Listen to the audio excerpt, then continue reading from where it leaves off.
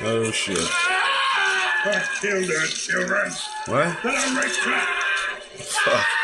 Then I smashed her head in like this. Yeah. That just happened.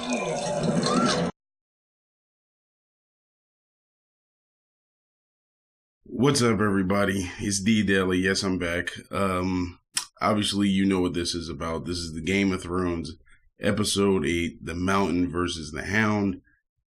Wow. What a mind-fucking blowing episode. This season so far has been just up and down, just mind-blowing, to the point where I am now officially ready to say that this probably is the best season so far in Game of Thrones. Because I was so in love with season 1 because of Sean Bean and the way it really kicked off. That was my favorite season. But I have to say, after this episode, yeah, season 4 is the best episode that I've seen. So let's dive right into it. I'm not going to go through the whole episode because let's keep it real. There's two things, well, really just one thing, but there's two things that I want to talk about that really had me like, oh my God, cringing and oh my, like, yes, but about time type of moments. This is kind of spoilerish, so if you haven't seen Episode 8 of Game of Thrones, what are you, a fucking idiot? I mean, it's been 23 hours already, so you better get on that. All right, the first thing I want to talk about is Sansa Stark.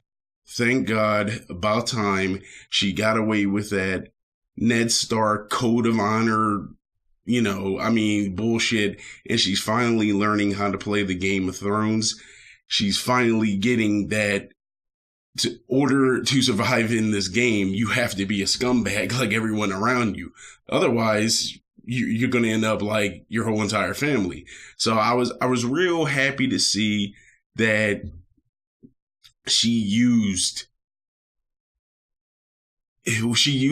what, let's keep it real. Most women have the power in any relationship, and you'd be lying to yourself if you don't think your woman has the most power in the relationship.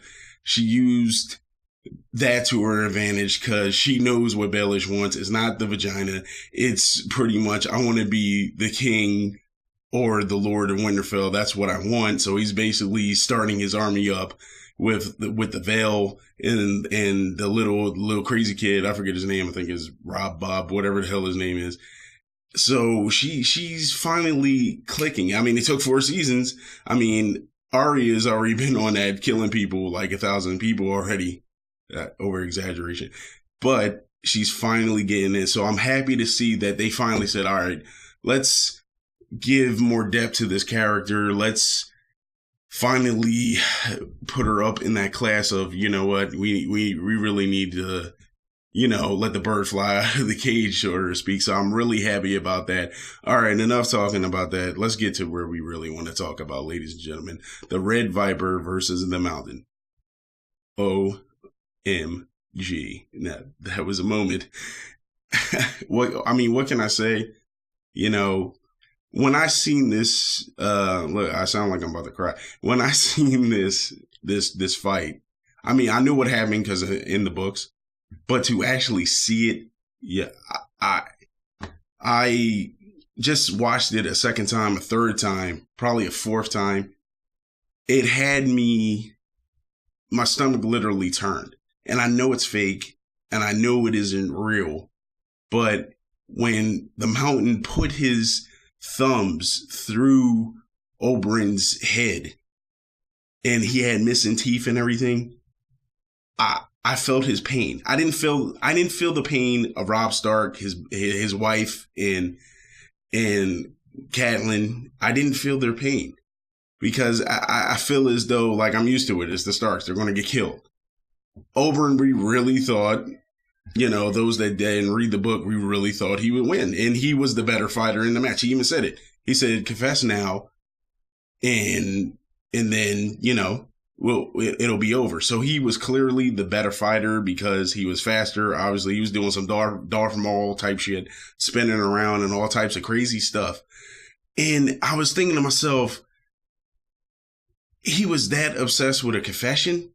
You knew what happened to your sister because over probably the whole Seven Kingdoms told you that the Mountain, Kurgan, he raped and killed your sister. So I don't understand the real confession part because you knew what happened to your sister. So I don't get that. You know what I'm saying? Screw the confession. Get your revenge and then take it from there. No, you want to hear a confession. You want to hear a confession. Listen, the Mountain wasn't down. I mean, the dude is too big. He's over 8 feet tall. That's going by the wicked. And he's 400 pounds. So, I mean, you had him and you let him go because you wanted to hear him confess. He's not going to confess. And then when he confessed to you, he literally, your head exploded. I couldn't believe it. I was like, that had to have been, to me, the number one kill. Just the way he just popped his head like it was a grape was unbelievable. And you know why I like this show, and it's so good. I know it's real because I watch everything. Freddy, Jason, Texas Chainsaw Massacre, all types of stuff. But this really had me turning my head and my stomach turning when I seen it. That's a great show. When it can do that to me, that is a great show. And I have to say it. I have to say this was a 10 out of a 10 masterpiece episode. I can't wait for the last 2 episodes to come on to see what really goes down. It was phenomenal. This season has, like every other show, except for True Detective, that was pretty good too. Right off the bat, every episode of that. This season has basically put the bar on a higher pedestal than any other show that they're going to have to get their show up. Great acting. I mean, the look at Tyrion's face, he was just like, yeah, I'm going to die. So it's like, listen, the moral of the story is don't talk, kill your enemies, and have sex later. No, you forget the confession. You didn't need the confession because you already knew. What was the point? That's my whole point. I knew he loved his sister, but if it walks like a duck, quacks like a duck, then it's a goddamn duck. How many people have to tell you that, the Mountain killed your sister? Who cares who gave the order? You should have killed them. Great episode. Season 4 is definitely my number 1 season. Then it has to be season 1. Then it has to be season 3. Then season 2. Sorry. So tell me what you think. Thanks for watching Game of Thrones. I depending on how the episode really affects me, I'll probably do another review because I haven't been doing it. D Deli. Follow me on YouTube, D Deli. Follow me on Instagram, D_.85. Hey, talk to me about it, man. I'm here. Uno, thanks for watching.